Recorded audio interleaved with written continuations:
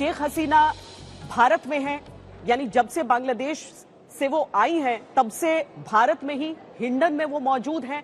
आगे क्या होगा, बांग्लादेश में क्या होगा, क्या वहां पर हिंसा वाकई उस रूप में थम गई है जिस तरह की बातें वहां से कही जा रही हैं?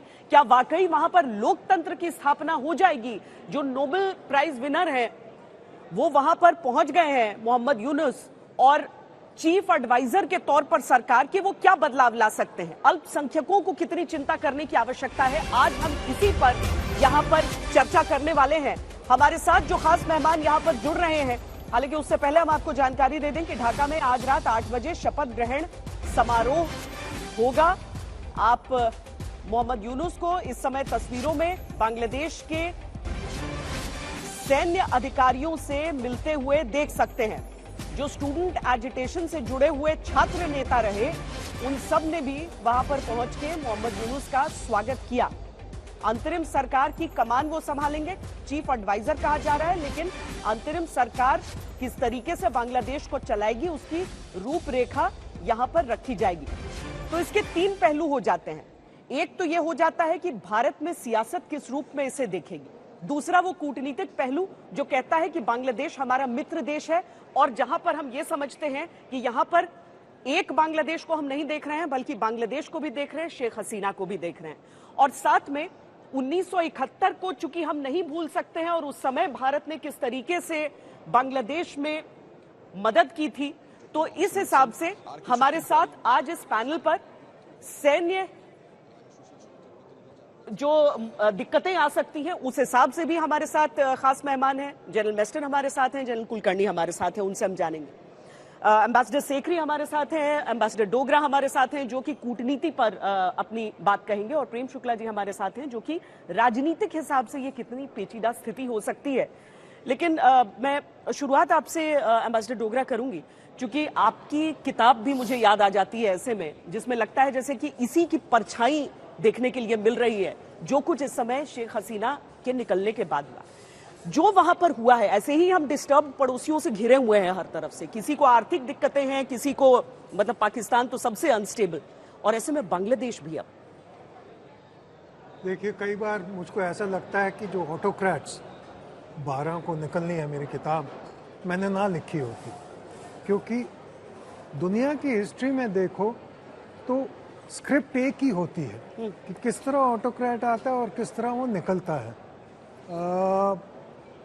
अनफॉर्चुनेटली शेख हसीना जैसी फैमिली बैकग्राउंड की लीडर, जिन्होंने काफ़ी नाम कमाया था, बांग्लादेश के लिए बहुत किया था, उनको भी ऐसे परिस्थितियों में जाना पड़ा जो उनके लिए शोभा नहीं देता था। सो ये तो अनफॉर्चुनेट बात है, क्योंकि भारत का एक रिश्ता था शेख मुजीब के साथ और उसके बाद उनकी बेटी के साथ।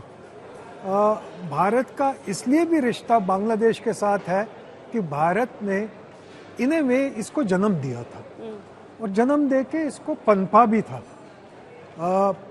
काफ़ी इसकी मदद, इकोनॉमिक मदद की थी, ट्रेड मदद की थी, ताकि ये आगे की तरफ हुए। और ऐसा लग रहा था पिछले कुछ सालों में कि बांग्लादेश की रूपरेखा एक सफल देशों में एशिया में गिनी जाने वाली है। अनफॉर्चुनेटली अब ब्रेक लग गई है। अब जो ब्रेक लगी है उसमें एक किसी ने खूब कहा था कि what is there in a name. अब यूनुस साहब का नाम उन्होंने कर दिया है कि चीफ एडवाइज़र या जो भी एडवाइज़र, पर बात ये है कि पीछे, उनकी पीठ के पीछे तो फौज खड़ी हुई है। जैसे पाकिस्तान में हाइब्रिड मॉडल है फौज का, उन्होंने बड़ा सक्सेसफुली ये इजाद किया है कि हम रिस्पॉन्सिबिलिटी नहीं लेंगे पर हम अपनी बंदूक चलाते रहेंगे। उसी तरह बांग्लादेश में अनफॉर्चुनेटली लग रहा है कि हसीना तो निकाला फौज ने पूरा इंजीनियर करके, अब नई सरकार को इंटरिम जो मर्जी वो कह लें उसको भी फौज ने लगाया है। कब तक लगाया है, कब तक इलेक्शन करवाएंगे, चाहे 90 दिन में करवाने चाहिए, तो ये आने वाला वक्त बताएगा। पर हालात ठीक नहीं है। और एक मैं और मुद्दा रखूं तो, क्योंकि वो बहुत गंभीर मुद्दा है और भारत के लिए बहुत गंभीर है, कि हमारे हिंदुओं की क्या हालत हो रही है। ठीक है, फोटो खिंचवाने के लिए, वीडियो खिंचवाने के लिए ढाका जैसे बड़े शहरों में कुछ लड़के वहाँ खड़े कर दिए हैं कि देखो मंदिर उनके बरकरार हैं। पर जो खबरें आ रही हैं अनवेरीफाइड, वो ये कहती हैं कि छोटे शहरों में और गांवों में हिंदुओं की हालत बहुत खराब है। नहीं वाकई, और इसमें वेरिफिकेशन की जरूरत भी क्या, बताइए। एक एक्टर को जला देना, घर में तोड़फोड़ आगजनी करना, कितनी चिंता है इस समय भारत सरकार को, प्रेम शुक्ला जी? क्योंकि सीए कुछ ही दिनों पहले आया, अब वहां पर भले ही सोशल मीडिया पर वाकई एक कैंपेन के तौर पर ये चलाया जाए कि नहीं देखिए कोई है जो स्पीकर पे बोल रहे हैं कि भाई हिंदू भाइयों आप शांत रहे, कोई दिक्कत नहीं होगी आपको, या फोटो दिखाएं कि देखिए बांग्लादेश तो सब कुछ ठीक ठाक है, लेकिन हकीकत तो ये भी है। नहीं, निश्चित तौर पर अत्यंत चिंताजनक स्थिति है। और हम अफगानिस्तान में जिस तरह से हिंदुओं को समाप्त किया गया, नरसंहार करके निपटाया गया, पाकिस्तान में भी लगभग वही चीजें की गई। बांग्लादेश से थोड़ा हमको लगता था, आशा की किरण थी कि यहाँ लोकतांत्रिक शक्तियां जो हैं हिंदुओं की रक्षा करेंगी, लेकिन जिस तरह से यहाँ पर नई व्यवस्था परिवर्तन के बाद जिस तरह से हिंदुओं को निशाना बनाया गया, जमाते इस्लामी का सत्ता में काबिज होने की स्थिति में आना, वो अत्यंत दुर्भाग्यपूर्ण, चिंताजनक है। भारत सरकार हर संभव प्रयास कर रही कि वहाँ इस तरह के चैनल खुले रखे जाएं जिससे जो है हिंदुओं की और भारतीय समुदाय के लोगों की रक्षा होती रहे, लेकिन वहाँ के समाज से भी हमारी अपेक्षा है कि जो बंगाली समाज है, उस बंगाली समाज को मुक्त कराने में भारत की अहम भूमिका रही है। लेकिन अगर सत्ता के करीब रजाकार आते हैं, जो 1971 के पहले रजाकारों की भूमिका में थे, जो पाकिस्तान के इशारे पर पहले से भी जनरल टिक्का खान के साथ जो कार्रवाइयां कर रहे थे, तो भारत की चिंताएं तो निश्चित तौर पर बढ़ती हैं। और अल्पसंख्यक समुदाय का जिस तरह से वहाँ नरसंहार किया जा रहा है, जैसे इस्कॉन मंदिर से जिस तरह जलाया गया, काली मंदिर को जिस तरह से जलाया गया, वो निश्चित तौर पर पीड़ादायक है और भारतीयों को चिंता करने की आवश्यकता है। और जो सीएए का कल तक विरोध कर रहे थे, उनको भी अब विचार करना चाहिए कि आप जो है जो शरणार्थी हैं, उनको नागरिकता दिए जाने के मामले को आप जब मजहब से जोड़कर दुष्प्रचार करते हैं तो उसका दुष्परिणाम क्या होता है? जनरल कुलकर्णी, ये 1971 नहीं है। उस समय एक ऐसा देश था जहां पर मेजॉरिटी पे जुल्म हो रहे थे। टिक्का खान, उसके ऊपर जो जितने भी तरह के कुकर्म उसने किए, जितने भी तरह का अत्याचार किया, वो वहां की मेजॉरिटी पर कर रहा था। आज वो स्थिति नहीं है। बांग्लादेश नहीं चाहता इंडिया इंटरफियर करे, लेकिन दुर्भाग्य से हमें बॉर्डर पर उन लोगों को भी रोकना पड़ रहा है जो लोग अपनी जान बचाने के लिए आना चाह रहे हैं। इस समय भारत का रुख आपके हिसाब से? श्वेता जी, ये बहुत ज़रूरी है, क्योंकि अभी जब हमने सीएए लाया तो उस संदर्भ में अगर हम देखते हैं तो हमें उनकी क्या कह सकते हैं कि हमने यकीनन मदद करनी चाहिए। क्यों करनी चाहिए? क्योंकि अगर हिंदू वहाँ पे रह रहे हैं और उनको परेशानी आ रही है, और वो कहाँ जाएंगे, इसमें कोई शक नहीं। और कोई छोटी तादाद तो है नहीं, तकरीबन 130 लाख हिंदू हैं, और 130 लाख हिंदुओं ने अपना बांग्लादेश को अपना देश चुना है। अगर उन्होंने अपना देश चुना है तो मुझे पूरी उम्मीद है कि बांग्लादेश के भी नागरिक जो है वो इसको उस संदर्भ में देखेंगे, क्योंकि 25% आबादी या 23 से 25% आबादी जो 1947 में और बाद में भी रही, धीरे घट करके तकरीबन 8% हो गई। तो ये भी दर्शाता है कि कहीं ना कहीं हिंदुओं को अपने आप को वो मैं कहूँगा सिक्योर महसूस नहीं कर रहे थे।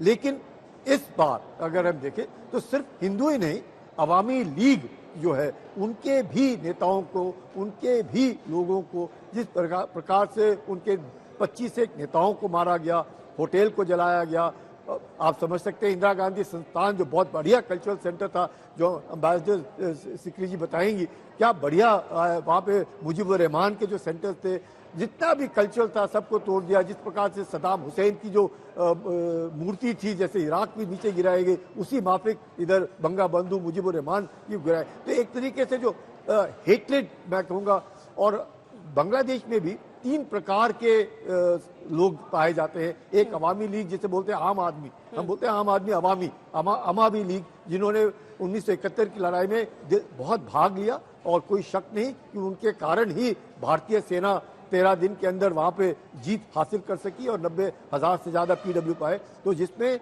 मुजीबुर रहमान और मुक्ति बाहिनी बहुत बड़ा हाथ था। दूसरे जो ये बांग्लादेश नेशनलिस्ट पार्टी है और तीसरे ये जमायत इस्लामी है। तो ये तकरीबन बटे हुए लोग हैं एक तिहाई के तौर पर, जिसके कारण मुझे लगता है जबरदस्त एक मैं कहूँगा कि एक कशमकश चल रही है अब अवामी लीग। लेकिन इस बात को अगर हम देखें श्वेता जी कि कितना बढ़िया रहा है बांग्लादेश की पिछले 15 साल में, उन्होंने तकरीबन 250 लाख लोगों को गरीबी रेखा से ऊपर उठाया।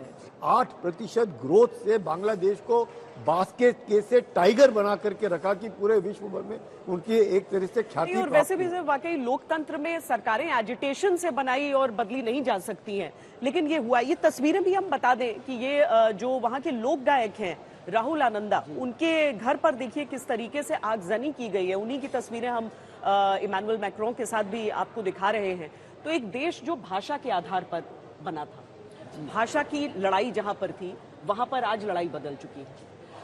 कितना मुश्किल है इंडिया के लिए इस समय, एक तो शेख हसीना का भारत में आ जाना। अगर हम मोहम्मद यूनुस का वो आर्टिकल देखें जिसमें सीधे तौर पर लिखा गया कि कुछ देशों ने हमारे साथ, तो जहां पर वो कह रहे हैं कि शेख हसीना का भारत आना और भारत का इंसानियत की तरफ बोलना उनके विरुद्ध जा रहा है, वहां पर इंडिया की स्थिति इस समय कितनी मुश्किल है? सबसे पहले इंडिया की स्थिति जरूर मुश्किल है बांग्लादेश में, लेकिन सबसे पहले ये समझने की जरूरत है कि बांग्लादेश में हुआ क्या है। जी, बांग्लादेश में सत्ता पलट हुई है और ये सत्ता पलट के पीछे कौन है ये समझने की जरूरत है। सत्ता पलट के पीछे आप देखिए कि 1971 में जो लिबरेशन फोर्सेस थी, जो कल्चरल फोर्सेस थी, आप कह रहे हैं, जो favour of Bengali identity, Bengali literature and identity, उनके साथ भारत खड़ी हुई थी। और जो विरोध में थे वो थे पाकिस्तान और वो थे जमात इस्लामी, जो नहीं चाहते थे लिबरेशन।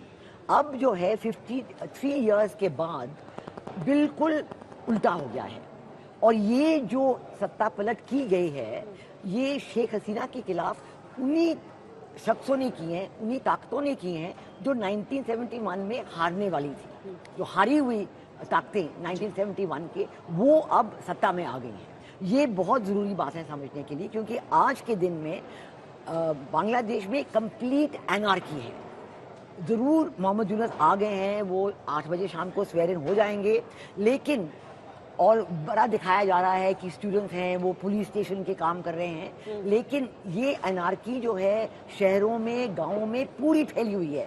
हिंदू कम्युनिटी के खिलाफ जेनोसाइड और रेप लगातार चल रहा है और मुझे ये बिल्कुल शक आता है कि इसके बारे में फॉरेन प्रेस क्यों नहीं लिख रही है। वही बीबीसी जो एक डेमोन्स्ट्रेशन को देख के कहती है कि आपने इसको ह्यूमन राइट्स नहीं किए, ये नहीं किया, वो इसके बारे में एक लफ्ज नहीं लिख रही है। एमनेस्टी इंटरनेशनल जो एक एक चीज पे बात उंगली उठाती है, कुछ नहीं लिख रही है। तो ये जो है समझने वाली बात है कि कौन से शख्स, कौन सी ताकतें इनके पीछे हैं। और जो ढाका में जो आप दिखा रहे हैं तस्वीरें, राहुल आनंद और आज एक और बड़े मशहूर एक्टर शांतो खान, उनकी भी डेथ हो गई है और ढाका में हुई है। कहते हैं लीग के नेताओं को बांध कर लिंच किया जा रहा है, बांध करके लिंच किया जा रहा है। वो चाह रहे हैं कि अवामी लीग बिल खत्म हो जाए। और मैं ये सवाल पूछना चाहती हूँ कि आप कह रहे हैं कि पहले जो है ऑटोक्रेटिक सिस्टम था, कहते हैं ये लोग, और कहते हैं कि इंक्लूसिव नहीं था। तो अब जो सरकार की तैयारियां ये कर रहे हैं उनमें ये लोग चाहते हैं कि अवामी लीग को बिल्कुल हटा दिया जाए, हिंदुओं को बिल्कुल हटा दिया जाए। तो ये कोई इंक्लूसिव है? ये कोई चीज़ है जो सबको साथ ले आएगी? ये कोई कम ऑटोक्रेटिक है? इसके पीछे जो आर्मी में जमात इस्लामी का बहुत बड़ा गुट था, उन्होंने ये साजिश तैयार की है और जमात इस्लामी अब आर्मी पे हावी है और जमात इस्लामी अब पुलिस पे हावी है। तो ये पूरी सरकार जो है ये जमात इस्लामी की बनी है और ये हमें समझना है, क्योंकि इसी के बेसिस पे हम समझ सकते हैं कि आगे क्या होने वाला है बांग्लादेश में। और हम देखेंगे कि ये जो इंटरिम सरकार बनेगी आज शाम को, अभी तो आज सिर्फ स्वेरिंग होगी मोहम्मद यूनुस की, लेकिन मोहम्मद यूनुस ने ये भी कहा है, उन्होंने कहा है कि ये हमारे लिए सेकंड लिबरेशन है। तो ये सवाल पूछा जाना चाहिए, सेकंड लिबरेशन इसका मतलब क्या है? जो पहली लिबरेशन हुई उसके खिलाफ सेकंड लिबरेशन, क्योंकि वाकई वो हो रहा है, बिल्कुल उल्टा हो रहा है। हाँ। जो 1971 में तब गलत था या अब गलत? जी नहीं, तब सारे लोग इसके साथ थे। और अब मैं ये भी पूछती हूँ कि ये जो स्टूडेंट्स का नाम लिया जा रहा है, prime minister Sheikh Hasina students के साथ थी। 6 साल पहले 2018 में उन्होंने ये जो कोटा थी जिसपे विवाद चल रही है, उन्होंने 6 साल पहले अबॉलिश कर दी थी। अब ये बात आती है और ये लोग, बांग्लादेश के लोग पूछ रहे हैं कि ये कैसे हुआ कि इस साल में 2024 जून में कौन है जो हाई कोर्ट में ये केस ले गया था, और कौन सा जज है जिसने बड़ी जल्दी से हाई कोर्ट में पूरा पलट दिया और जो कोटा सिस्टम रिस्टोर कर दिया, और उसके बेसिस पे जो स्टूडेंट्स थे वो डेमोन्स्ट्रेशन पे फिर से आ गए। तो ये सब चीज़ें के पीछे अगर हम ना समझें तो ये बहुत ही प्रॉब्लम होगी। और इसमें देखिए, ये जो मोहम्मद यूनुस के बारे में विकीलीक्स का भी एक निकला था कि 2007 में, बिल्कुल 2007 में आइडेंटिकल सिचुएशन भी हुई थी जब मोहम्मद यूनुस का नाम तब चल रहा था, और विकीलीक्स में ये निकला था कि वो कोलकाता में अमेरिकन एम्बेसी के लोगों से मिले थे और उन्होंने इनको पूछा था तब मोहम्मद यूनुस से कि आप पॉलिटिक्स में जाना चाहते हैं, और उन्होंने कहा था हाँ मैं राजी हूँ। तो वो बात जो तब हो नहीं पाई, क्योंकि उन्होंने कोशिश की थी, पॉलिटिकल पार्टी शुरू करने की कोशिश की थी, लेकिन असफल रहे, और अब वो इंटरिम सरकार में आ गए और लगता नहीं है कि वहाँ पे बिल्कुल कोई इलेक्शन होंगे, कुछ नहीं, यही सत्ता में रहेंगी, क्योंकि जमाते इस्लामी कभी इलेक्शन नहीं चाहते हैं, वो कभी उनको वोट्स मिलते ही नहीं। जी, क्योंकि वो वायलेंस और मेजॉरिटी में फर्क होता है। आप वायलेंस से आप नजर आ सकते हैं, ऐसा लगेगा कि भीड़ है और सारे लोग एक साथ हैं, लेकिन जो वहां पर नहीं है वो क्या चाहते हैं, वो भी बड़ी बात है। एम्बेसडर सिकरी ने भी बोला है। देखिए, आपने स्टार्टिंग में बोला कि हिंदुस्तान की सेना और बांग्लादेश की सेना के बीच में अच्छे संबंध रहे हैं। मेरे को याद है, मैं खुद 94 में मोज़म्बिक और रवांडा में था। वहाँ जो फोर्स कमांडर था यूनाइटेड नेशंस का, वो जनरल था बांग्लादेश आर्मी का, और उसके बाद रवांडा में भी जो एक कर्नल थे, बाद में इनके चीफ बने हैं जनरल मोइनुद्दीन, मैं उनके साथ भी था। तो कहने का मतलब रिलेशंस बहुत अच्छे थे और अभी भी है। हमारी डिफेंस कॉपरेशन बहुत हद तक बढ़ गई है, और आज उनके ऑफिसर्स सब कोर्सेज में आते हैं, हमारे भी जा रहे हैं।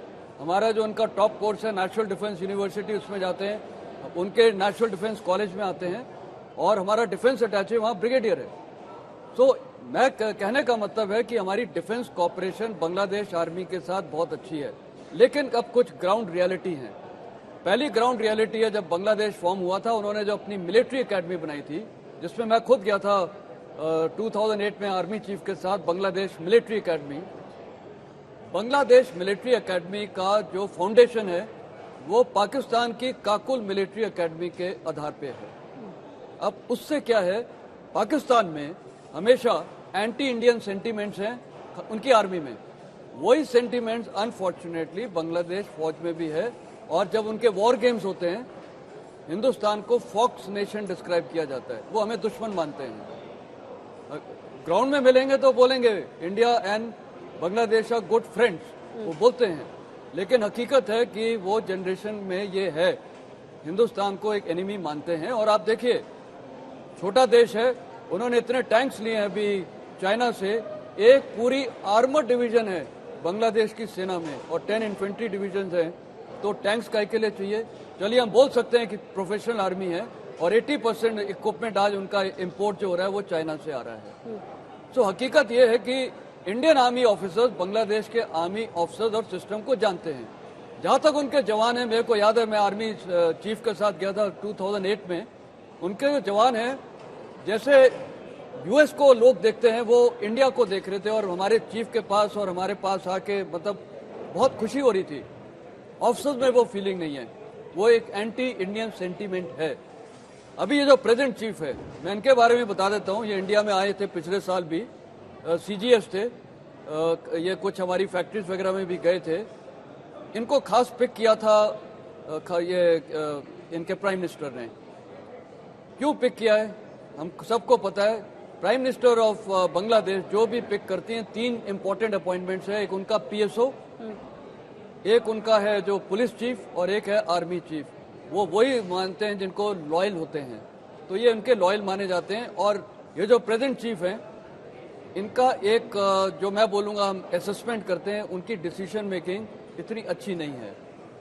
तो अब आर्मी का क्या रोल होगा, बड़ा उचित सवाल आपने भी उठाया है। आर्मी का रोल मेरे को लगता है, देखिए आज की तारीख में Bangladesh one of the biggest contributors है United Nations peacekeeping force में। अगर आर्मी इन्वॉल्व हो जाती है मिलिट्री रूल वगैरह में, तो जाहिर है भविष्य में इनकी यूएन पीस कीपिंग फोर्स की नफरी कम होगी, क्योंकि एक मिलिट्री डिक्टेटर अगर आता है तो वो सिचुएशन तो होगी नहीं। तो जैसे मैडम ने भी बोला है, बैकग्राउंड में वो रहेगी आर्मी।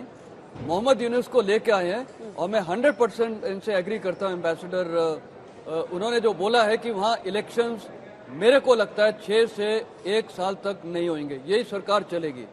लेकिन इस दौरान जमायती इस्लामी में जो कोर्ट ने प्रतिबंध लगा रखे हैं वो पक्का उठेंगे। वो एक मेजर पॉलिटिकल पार्टी आएगी, अवामी नेशनल पार्टी भी और बीएनपी ये भी रहेंगी। इनकी जो सेकेंड रंग ऑफ लीडरशिप है, इधर मुक्ति जोधा हैं, इधर रजाकार हैं, वो भी आएंगे, फ्रीडम फाइटर जो हैं। तो जब इलेक्शंस होंगे, जब भी होंगे, हो सकता है कि अवामी नेशनल पार्टी या बांग्लादेश नेशनल पार्टी, अवामी लीग पार्टी, हो सकता है मेजॉरिटी मिलेगी जमायत इस्लामी को। क्योंकि इसका भी एक कारण है, आप देखिए आज उनकी जो मदरसाज हैं, एक हैं स्टेट रन मदरसाज जो इलामी वो मदरसा बोलते हैं, लेकिन कौमी मदरसाज हैं, उसकी फंडिंग पाकिस्तान और सऊदी अरेबिया कर रहा है, वो स्टेट रिकॉग्नाइज नहीं है। और वहाँ के जो मदरसाज हैं, कौमी मदरसाज, वो पूरी कुरान के ऊपर ही वो बाकी नहीं पढ़ाते हैं। और वहाँ पर महिलाएं गांव-गांव में जाके कुरान का और ये सब प्रचार कर रही हैं। तो रेडिकलाइजेशन बढ़ रहा है और वो रेडिकलाइजेशन से जमायत इस्लामी को पावर में आने की चांसेस है। और उनके ऊपर कौन राइड करेगा, पहले वो राइड बांग्लादेश की जनता चुने कि उनकी सरकार कौन हो। लेकिन एम्बेसडर डोगरा, एक चीज जो नहीं समझ में आती है कि शेख हसीना से नाराजगी हो सकती है, उनका करप्शन हो सकता है, हम सब बांग्लादेश में रहते नहीं है, वहां के लोगों में हो सकता है इतनी नाराजगी हुई हो कि वो चाहें कि उनको उखाड़ फेंके। लेकिन बंग बंधु शेख मुजीबुर रहमान, हालांकि ये भी एक सच्चाई है कि वहां की आर्मी ने घुसकर हत्या की थी, पर इस तरीके से जो मूर्ति को तोड़ते हुए हमने देखा है, उतना गुस्सा वाकई रहा इतने सालों तक अपने ही संस्थापक के खिलाफ? गुस्सा नहीं रहा, गुस्सा पैदा किया गया, क्योंकि over the years specially BNP के टाइम पे पाकिस्तानी इनरोड्स जो थी, आईएसआई की इनरोड्स जो थी, वो बहुत ज़्यादा फैल गई थी। तो इनफैक्ट मैं खुद गया था, एम्बेसडर सीकरी तो खैर वहाँ हाई कमिश्नर रही, और मैं खुद गया था बीएनपी के टाइम पे ढाका किसी इंस्पेक्शन के लिए। तो जब हमको ले जाया गया बंगबंधु के भवन में, तो हमारे एम्बेसी कोलीग्स ने कहा कि सर कुछ पता नहीं, यहाँ जाने दें या ना जाने दें, क्योंकि जो इंटेलिजेंस वाले लोग हैं वो बहुत अगेंस्ट है बंगबंधु के यहाँ ले जाने के लिए लोगों को। सो वो पूरा एक नेशनल माहौल ऐसा बनाया गया था कि Bangabandhu is not really the बंधु ऑफ बांग्लादेश। दूसरा, सिर्फ बंगबंधु के स्टैचू नहीं उन्होंने गिराए, टैगोर के भी गिराए। सो दोनों जो फंडामेंटल बेसिस थे बांग्लादेश के कल्चर के, बांग्लादेश के फॉर्मेशन के, बांग्लादेश के नेशनल एंथम के, उन दोनों को वो इसलिए तोड़ना चाहते थे। और हर सिंबल जो है इंडिया का या मुजीबुर रहमान का, वो इसलिए अटैक करना चाहते थे ताकि एक तरफ से हिस्ट्री नई सिरे से शुरू हो। पर 2 पॉइंट और जो आपने उठाए थे उसका भी मैं रेफरेंस देना चाहता हूँ। एक तो ये कि भाई वो जो बॉर्डर पे आए हैं, लोग आए हैं, मैं अभी लोग ही कहूँगा, उनको भारत वेलकम करे या उनको खदेड़ दे वापस। देखिए, इसमें थोड़ा सा संकोच इसलिए हो सकता है कि इस भीड़ में कितने टेररिस्ट घुस सकते हैं, तो ये भारतीय सिक्योरिटी फोर्सेस को वॉच आउट करना पड़ेगा। पर उस संकोच के कारण जो इनोसेंट हैं, स्पेशली जो हिंदूज हैं, जो आना चाहते हैं, ये तस्वीरें जो पेट्रापोल की दिखा रहे हैं, मतलब देखकर ही परिवार आ रहे हैं किसी तरीके से कि बचा लें। जी, तो जो हिंदूज हैं उनको अगर हम खदेड़ दें वापस तो डेफिनेटली मौत के घाट हम उतारना चाहते हैं। दूसरा, आपने उसी से मिला जुला एक और इशू उठाया था कि शेख हसीना के साथ क्या किया जाए। तो वो तो एक बड़ा अलेक्जेंडर को पोरस ने जवाब दिया था, as a neighbouring state, as a state which has deep family connections with Sheikh Hasina, और दोनों ने, शेख हसीना ने और इधर हमारी लीडरशिप ने भी एक दूसरे देश के लिए बहुत किया। तो उसके चलते भी हमको उनको वेलकम करना चाहिए। पहले भी वो रह चुकी हैं और अब भी जितना रहना चाहें रहना। हमको भय की कूटनीति नहीं करनी चाहिए, डर के बांग्लादेशी एक्सट्रीमिस्ट से हमको डिसीजन नहीं लेना चाहिए। पर एक और सावधानी हमको ध्यान में रखनी चाहिए, जो ब्रिटिश रूल है। ब्रिटिश रूल हमेशा ही एक विलनिश रूल रहा है। अभी देखिए उन्होंने क्या कहा है कि जहाँ पे पहले कदम रखा है वही असाइलम दे। अब ये कौन सा नया रूल उन्होंने बना दिया? वो ये नहीं बता रहे कि ब्रिटिश डर रहे हैं। ब्रिटेन के अंदर जो अभी तबाही मची हुई है उसमें एक बांग्लादेशी कम्युनिटी बहुत बड़ी है। ब्रिक लेन वगैरह लंदन में बांग्लादेशी कम्युनिटी है पूरी। तो वो नहीं चाहते कि ये आ जाएं और हमारी मुश्किलें और बढ़ जाए। तो इसके लिए घुमा फिरा के वो एक जलेबी सी बना रहे हैं ताकि ये भारत में ही रहें। तो भारत को एक इंसानियत के तौर पे और एक अच्छे नेबर के तौर पे ये दोनों इश्यूज को ट्रीट करना चाहिए। शेख हसीना का इश्यूज भी, और जो जेन्युइन लोग हैं, हिंदू जो है सताए हुए हैं, उनको ना नहीं करनी चाहिए।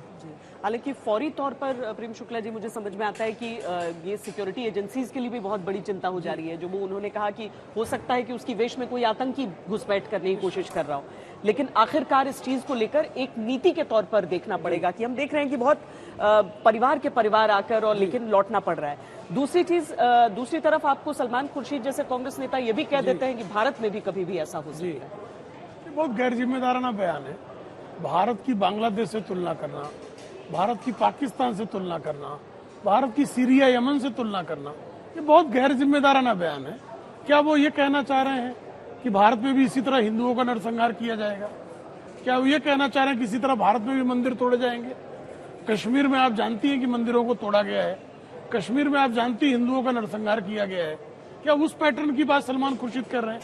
और सलमान खुर्शीद वही है जो पाकिस्तान जाते हैं और कहते हैं कि नरेंद्र मोदी जी की सरकार को हटाने के लिए हमें पाकिस्तान की मदद चाहिए। दो कांग्रेस के नेता मदद मांग चुके, मणिशंकर अय्यर और सलमान खुर्शीद, और फिर वहां यहां आकर इस तरह की बात करते हैं। और ये वही परिवार है जो चुनाव के समय वोट जिहाद की बात करता है, और इस पर पूरी कांग्रेस चुप्पी साध लेती है। कुछ दिन पहले राहुल गांधी कहते हैं इस देश में आग लगेगी। आग लगने की बात करने वालों को पाकिस्तान हाई कमिश्नर से आम भी चले आता है विशेष तौर पर। तो ये सारी जो घटनाक्रम है वो निश्चित तौर पर ये दिखाता है कि कांग्रेस जो है इस देश में अराजकतावादियों को बढ़ावा देने के पक्ष में है। ये अच्छी स्थिति नहीं है। देखिए, हम पाकिस्तान के साथ पहले से ही मुकाबिल है। वो लगातार आतंकवादियों का निर्यात 6 दशकों से करता रहा है, और पाकिस्तान की जो स्थिति बिगड़ी है उसका दुष्परिणाम हमको झेलना ही झेलना है। हम कुछ भी कर रहे हैं, हम अपने पड़ोसी बदल नहीं सकते हैं। आपकी स्थिति यह है कि म्यांमार में पहले से ही वहां सैन्य शासन, ऑटोक्रेटिक व्यवस्था है। चाइना पहले से ही जो है वो अलोकतांत्रिक सरकार, वहां कम्युनिस्ट बैठे हुए हैं, लोकतंत्र में बिल्कुल विश्वास नहीं करते। एक बांग्लादेश था जो लोकतांत्रिक शक्ति वहां थी, जिससे हमारी मैत्री थी। वहां लोकतंत्र के प्रबल होने से भारत को लाभ की स्थिति थी। वहां जिस तरह से जमाते इस्लामी बढ़ रही है, जिस तरह से वहां आईएसआई का हस्तक्षेप बढ़ा, जिस तरह से वहां पर जो है चीन का प्रभाव दिखाई दे रहा है, वहां अराजकता फैलती, सीरिया वाली स्थिति, यमन वाली स्थिति, जहां भी इस तरह से व्यवस्था परिवर्तन हुए हैं, चाहे यमन हो, चाहे सीरिया हो, चाहे इजिप्ट हो, वहां आपने देखा है कि बड़े पैमाने पर नरसंहार हुआ है। भाई, सीरिया में 3.5 लाख मुसलमानों को ही मुसलमानों ने मारा है। हम हिंदुओं की जो चिंता है वो तो एक बड़ी चिंता है ही कि बांग्लादेश में हिंदुओं का जो नरसंहार हो रहा है वो चिंता है। अवामी लीग के कार्यकर्ताओं को जिस तरह से मारा जा रहा है वो इस बात का संदेश दे रहा है कि आपके पूरब में भी जहां से ठंडी हवा आ रही थी वहां पर भी आग की लपटें उठ रही हैं, और उन आग की लपटों में कांग्रेसी जिस तरह से हाथ सेकने निकले हैं, ये बहुत दुर्भाग्यपूर्ण है। एशियन सब कॉन्टिनेंट में एक तरह से ऐसा लगता है कि भारत एक द्वीप के तौर पर एक जहां पर और ऐसी स्थिति बनी रहे, ये हर भारतवासी की कामना होनी चाहिए कि हम उसी तरीके से रहें और हमारे जो पड़ोसी हैं उनसे जो दबाव की कूटनीति अगर वहां से होती है तो उस हिसाब से उस ट्रैप में नहीं गिरना चाहिए। लेकिन जनरल कुलकर्णी ये भी बताइए कि पाकिस्तान का हाथ दिखता है क्या आपको? क्योंकि उसके मन में तो हमेशा ये कांटा चुभा हुआ था ना कि बांग्लादेश टूटकर उससे अलग बन गया, पाकिस्तान को दो फाड़ कर दिया गया और उस समय से कोशिशें दिखती थी। पर क्या आपको वो रोल बड़ा दिख रहा है या फिर इससे भी बड़ी तस्वीर है जहां बिग ब्रदर की ही भूमिका है, अमेरिका की ही भूमिका है? इसमें कोई शक नहीं कि पाकिस्तान का डायरेक्ट इन्वॉल्वमेंट है, direct, not even indirect, direct involvement. क्योंकि पाकिस्तान के ही ट्रेंड ऑफिसर्स, जब भी बांग्लादेश पे सत्ता बदली हुई है, आप देखिएगा it is always been a bloody handing taking over, मारा मारी, जान लेना, ये इस तरीके से हुआ। और पाकिस्तान ने 1971 में जब जनरल जियाउल हक ने अभी बार बार उसके बाद ही कहा कि will bleed India with 1000 cuts, और ये जो ISI का जो रोल था बांग्लादेश के अंदर और जमायत इस्लामी के द्वारा, ये मकसद ही ये था कि किस प्रकार से अब जब पाकिस्तान चीन के गोदी में जाके बैठ गया है, उधर अमेरिका भी उनके इंटरेस्ट है। सेंट मार्टिन जो एक छोटा सा आइलैंड है कॉक्स में, अमेरिका का मकसद था कि उस आइलैंड के ऊपर चीन के ऊपर निगरानी रखने के लिए, इंडो पैसिफिक, वो हसीना उनको देने के लिए राजी नहीं थी। लेकिन चीन का मकसद था कि किसी प्रकार से भी चीन का जो इन्वेस्टमेंट है बांग्लादेश में और बांग्लादेश की हसीना का जो नॉर्मल और जिस प्रकार से स्पेशली तीस्ता को लेकर के जो था, क्योंकि आप देखिए जैसे संजय साहब बता रहे थे 80% equipment from fighter aircraft to tanks to submarines to frigate, सब कुछ पाकिस्तान जो बांग्लादेश की फौज है वो चीन से आता है। चीन का इन्वेस्टमेंट देखिए, पद्मा ब्रिज के ऊपर तकरीबन $3 बिलियन का ब्रिज बना है। यही नहीं, रेलवे लाइन लेकी, और जिस प्रकार से अब कोविड के बाद जो बांग्लादेश के अंदर जो आर्थिक स्थिति उनकी थोड़ी थोड़ी कमजोर होने लग गई, उसमें भी चीन के पास वो गई।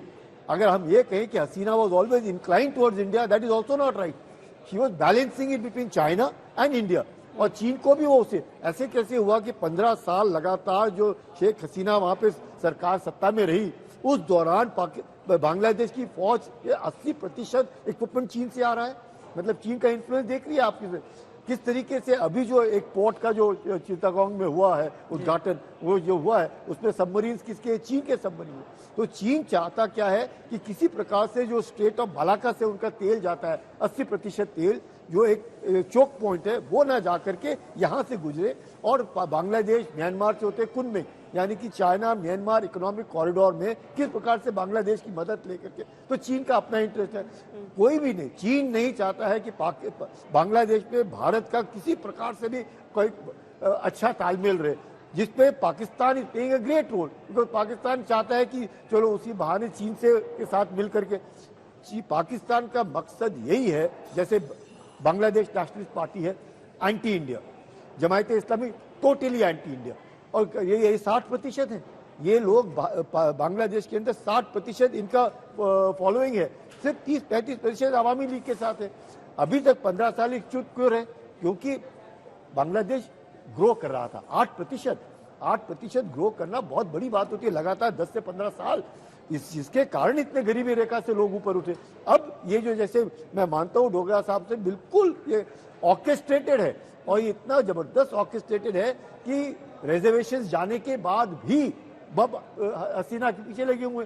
तो पाकिस्तान का हाथ है इसमें कोई। और जब हसीना जी बोलती है ना रजाकार, आप जैसे कह रही थी, बिल्कुल ठीक, ये वही लोग हैं जिन्होंने बांग्लादेश में औरतों के साथ बलात्कार किया। यही वो लोग हैं जिन्होंने 10 लाख बांग्लादेशी औरतों के साथ बलात्कार करके उनकी बेइज्जती की। पाकिस्तान की फौज, जिससे मिली जमात इस्लामी और ISI, और इन्हीं के साथ है। और इन्हीं के अफसर कहाँ जा रहे हैं? बांग्लादेश के आर्मी के ऑफिसर्स ट्रेनिंग के लिए कहाँ जाते हैं? चीन में या पाकिस्तान में। तो वही तरीके से ट्रेनिंग। हमारे रिश्ते बांग्लादेश की फौज के साथ बहुत अच्छे हैं, उनके भी आते हैं, लेकिन हमें अब यकीन करना पड़ेगा, बॉर्डर सीलिंग करना पड़ेगा। यकीन करना पड़ेगा कि बांग्लादेश पिछले 15 साल से लगातार यकीन कर रहा था कि टेररिस्ट को जगह पनाह ना दे, क्योंकि हमारा जो नॉर्थ ईस्ट है, अगर वहां से टेररिस्ट जो भी आतंकी है वहां पे जाके पनाह लेते हैं या बांग्लादेश आने वाली सरकार अगर लोगों को वहां से जो पाकिस्तान तो करेगा, पाकिस्तान हमारा दुश्मन है, पाकिस्तान आतंक का सौदागर है, Pakistan continues to use terrorism as an instrument of state policy. अब वो बांग्लादेश को भी इस्तेमाल करेगा और बांग्लादेश में लोग हैं जो इनके साथ जाने के लिए तैयार हैं। तो ये खतरा है। चूंकि आप बांग्लादेश में रही हैं, कैसी सोसाइटी है वहां पर, लोग कैसे हैं? बांग्लादेश के लोग जो हैं उनकी हमेशा से यही कॉन्फ्लिक्ट रहा है कि वो रिलीजन की तरफ जाएं या बंगाली कल्चरल आइडेंटिटी की तरफ जाएं। हमेशा उनकी ये कॉन्फ्लिक्ट रही है और हर बार जब वो रिलीजन की तरफ जाते हैं तब उसका रिएक्शन होता है और वो कल्चरल आइडेंटिटी की तरफ आ जाते हैं। मकसद मैं आपको एग्जांपल देती हूँ। सन 1906 में मुस्लिम लीग की स्थापना ढाका में हुई थी। तब बंगाल का जो पार्टीशन हुआ था 1905 में और उसके बाद मुस्लिम लीग की स्थापना तब हुई थी, तो ये बिल्कुल रिलीजन की तरफ चले गए थे। लेकिन उसके बाद जो है जब 1905 से लेके मुस्लिम लीग का पार्टीशन हुई, पार्टीशन के बाद फिर वो अपने कल्चरल आइडेंटिटी पे आ गए।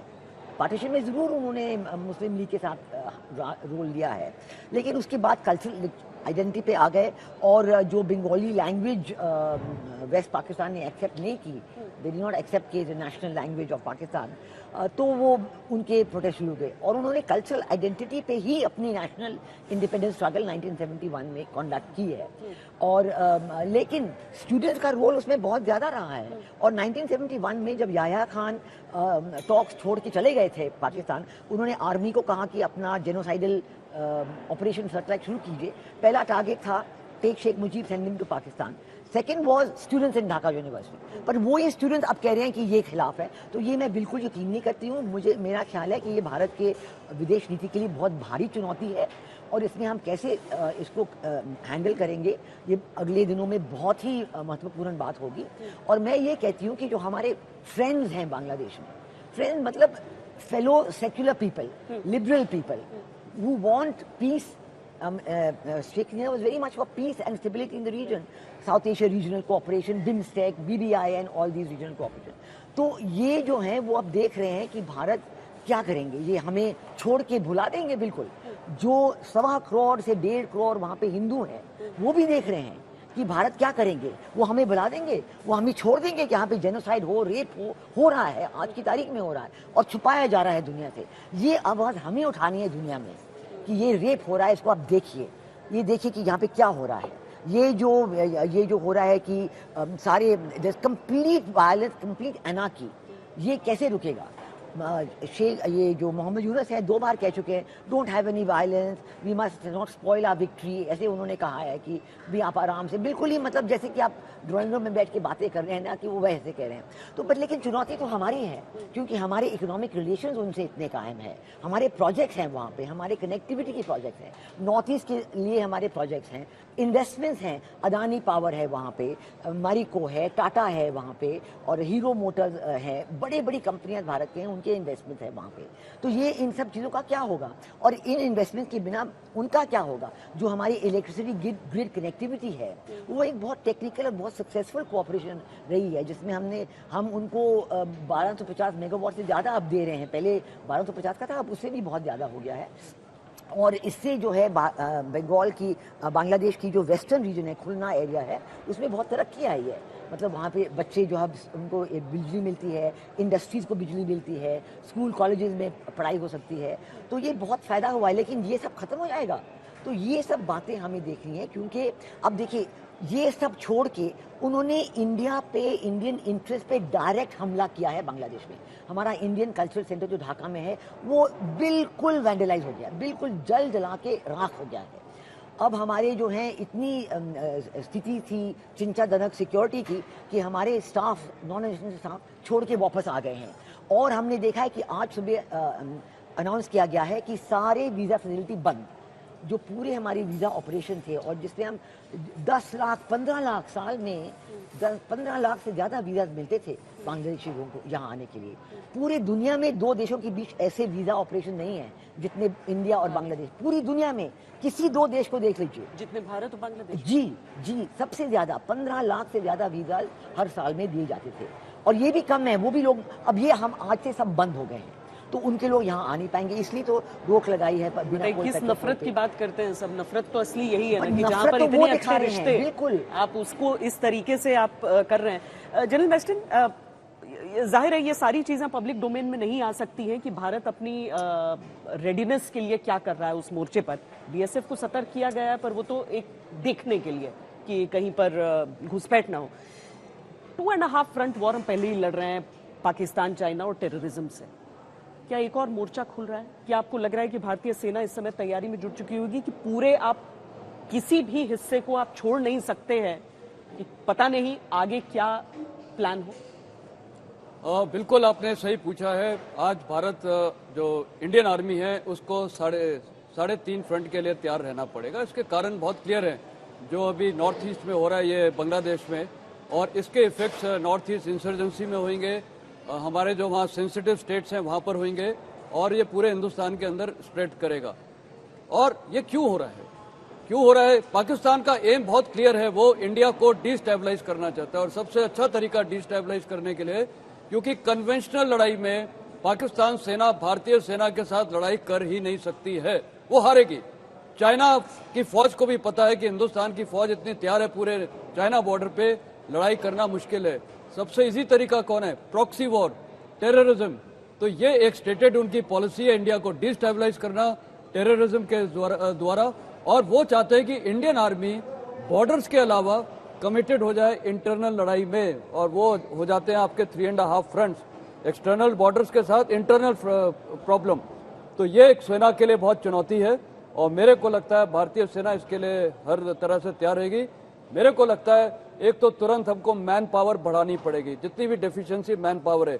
देखिए कमिटमेंट्स तो बढ़ेंगे, और आपने बड़ा अच्छा सवाल किया था, इन्होंने अच्छा जवाब भी दिया कि वहाँ के लोग कैसे हैं। देखिए ये जो कौमी मदरसा है इसको फंडिंग सऊदी अरेबिया और पाकिस्तान कर रहा है, और वहाँ मैंने आपको बताया गांव-गांव में वहाँ पर लेडीज भी जाके प्रचार कर रही हैं कुरान के बारे में। तो वो जो कल्चरल उनका जो कल्चर और रिलीजन के बीच में कंफ्यूजन था, वो कंफ्यूजन भी अब दूर हो रहा है। अभी धर्म पे ज्यादा फोकस हो रहा है, और इसीलिए माइनॉरिटीज पे और टेम्पल्स पे और जितने हम लोग हैं वहां पर अटैक्स हो रहे हैं। यही कारण है, नहीं तो पहले इतना नहीं होना चाहिए था। और ये साफ जाहिर है कि जो हमारे नॉर्थ ईस्ट इंसर्जेंट ग्रुप्स हैं, और ये हुजी वगैरह, ये हरकत उल-उद्दीन या जमाये इस्लामी ग्रुप्स, ये जितने हैं इनको अब बेसिस मिलेंगे ये बांग्लादेश में, तो फ्री इनको रन हो जाएगा। वहां पर इंडिया में अटैक करके वहां जाएंगे तो इनको एक और फायदा आएगा। चाइना सारे हथियार देगा मणिपुर और ये बांग्लादेश के थ्रू। तो सिचुएशन इंडियन आर्मी के लिए, खासकर मैं बोलूंगा ईस्टर्न कमांड में, बहुत ही चिंतित सिचुएशन है। हमारे कमिटमेंट्स डेफिनेटली बढ़ेंगे, उसमें कोई शक है ही नहीं। और ये चाइना का भी रोल इसमें इतना ज्यादा है। आप देखिए चाइना जितने भी कोई डिग्नेटरीज आते हैं उनको बड़े अच्छे तरीके से आदर सत्कार से होस्ट करते हैं।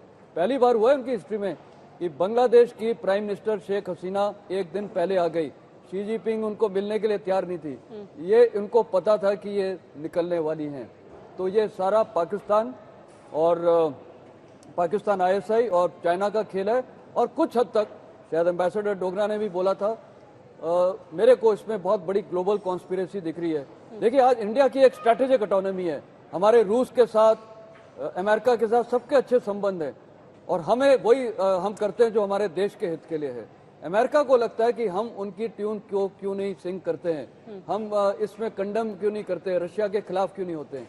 वो भी एक कॉन्स्पिरेसी होती है, इंडिया को थोड़ा चोट पहुंचाओ, जिससे इंडिया भी थोड़ा अपने तरीके से उनकी लाइन को टोक करे।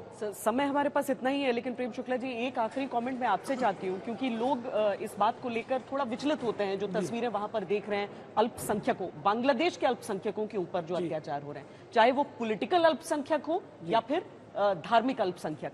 और दूसरी चीज जो हमने चर्चा भी की ना कि कई इंटरनेशनल मीडिया आउटलेट जो बहुत सेक्युलर बनते हैं वो आज खामोश हैं, आंखें बंद कर रखी हैं। भारत क्या इस मुद्दे को उठाना चाहिए? भारत को क्या इस तरह की योजना है? सांस्कृतिक सौहार्द पर मजहबी मवाद जब भी चढ़ेगा तो उसका दुष्परिणाम ही आएगा। और जो पश्चिम का मीडिया है, विशेष करके जो लिबरल मीडिया है, वो बारंबार भारत को तो कटघरे में खड़ा करता है, लेकिन पाकिस्तान में अल्पसंख्यकों पर अत्याचार उसकी आंखें मूंद लेता है। बांग्लादेश में जब हिंदुओं पर इतना नरसंहार हो रहा है, हिंदू महिलाओं पर बलात्कार हो रहा है, हिंदू मंदिर तोड़े जा रहे हैं, बौद्धों पर हमले हो रहे हैं, उस पर आंखें मूंदे बैठा है, तो भारत निश्चित तौर पर जो है अंतर्राष्ट्रीय मंचों पर इन अत्याचारों को भी उठाएगा।